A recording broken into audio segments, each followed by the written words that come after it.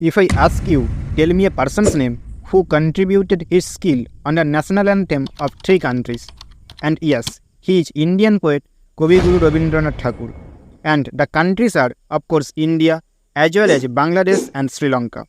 Wow, how amazing the poet Rabindranath was.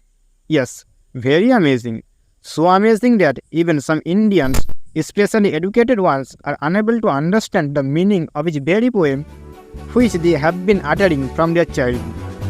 Yes, I am talking about India's national anthem Jana Gana Mana and its controversy. Before making the video, I thought that after 75 years, there are very few countable people who were unable to understand the meaning of our national anthem. But when I faced the reports, I was totally shocked. Even the educated people look at this news.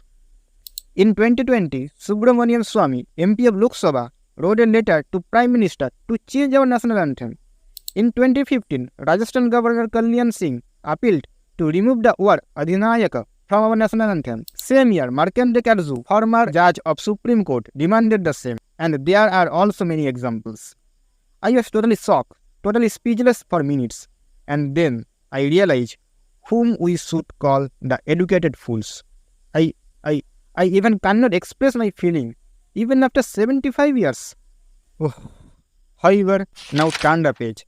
There are 2 points of this controversy. First, to whom the poem admires. Is he King George V? Second, should we remove or replace the word Sindhu? First thing first, is the poem was written to glorify King George V? And the answer is no.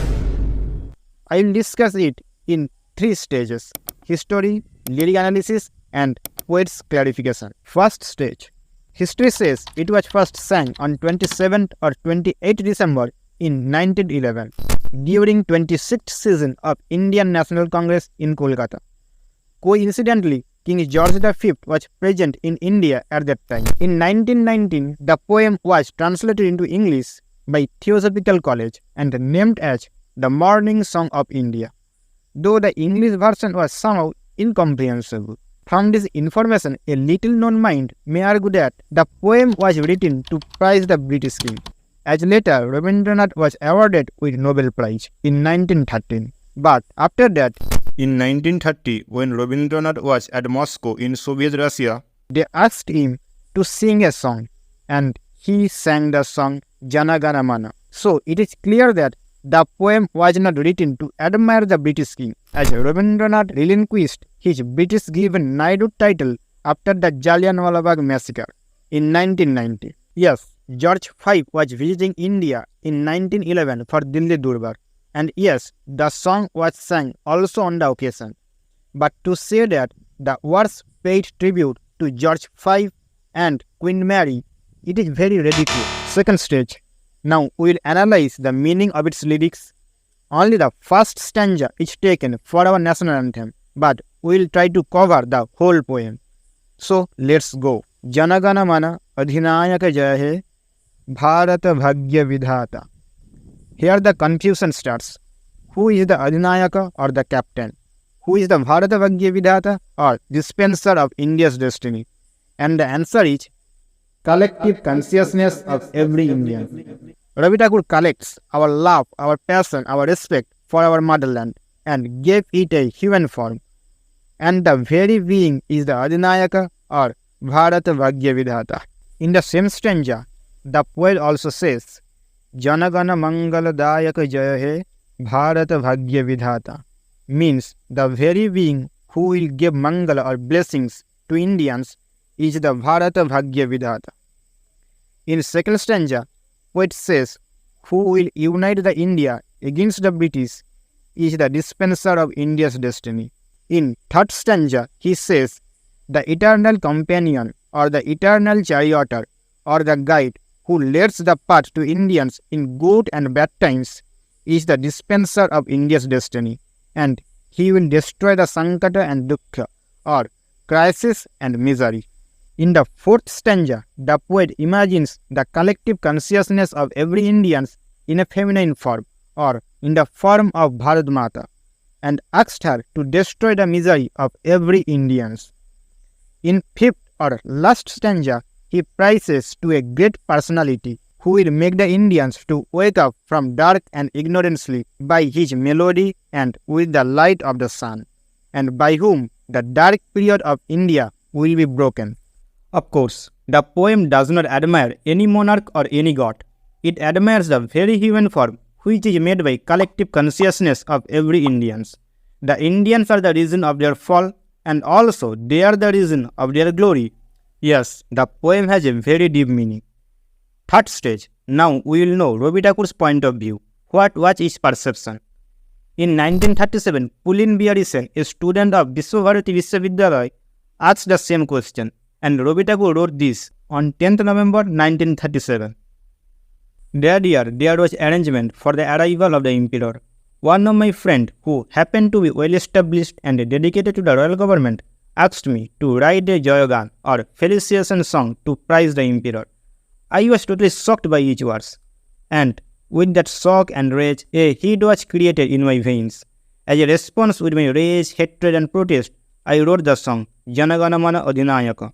In this song, I admire the very Bhagya Vidhata, the Adhinayaka or the very captain who has been eternally accompanying Indians in their rises and falls in hard and soft path, time to time, who is eternal charioteer or eternal companion of Indian civilization, who is Antaryami Pataparichayaka or silent guide of Indians, who can travel through people's mind, who is the charioteer of human's fortune. I bow down to him or her, and the captain or the Adhinayaka is certainly not 5th, 6th or any George. Even royal government dedicated friend was able to understand the core thing of my poem. And also on March 13, 1939, Rabindranath wrote, I should only insult myself if I care to answer those who consider me capable of such unbounded stupidity as to sing in praise of 4th, 5th or any George as the eternal charioteer or eternal companion leading the pilgrims or Indians on their journey through countless ages of the timeless history of mankind. So, now it is clear that the poem was not written to praise King George V. The poet was deeply hurted at the English press in India for saying his poem was written in praise of the monarch.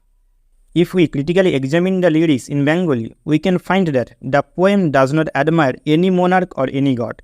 It praises our Indian identity, our contribution, our dedication to India, the collective consciousness of every Indians.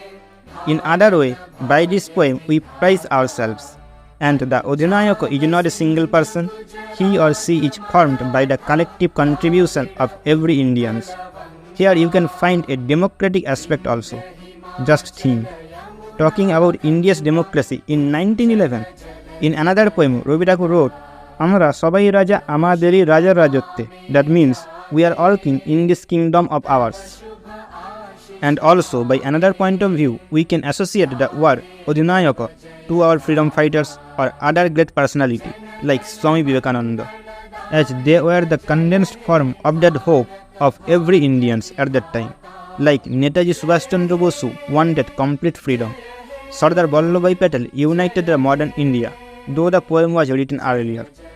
There were also many female freedom fighters like Pritilata Wadedar and Captain Lakshmi Saigal. So there is a very deep meaning, the Indianness in our national anthem, and we should not keep any confusion about it in our heart.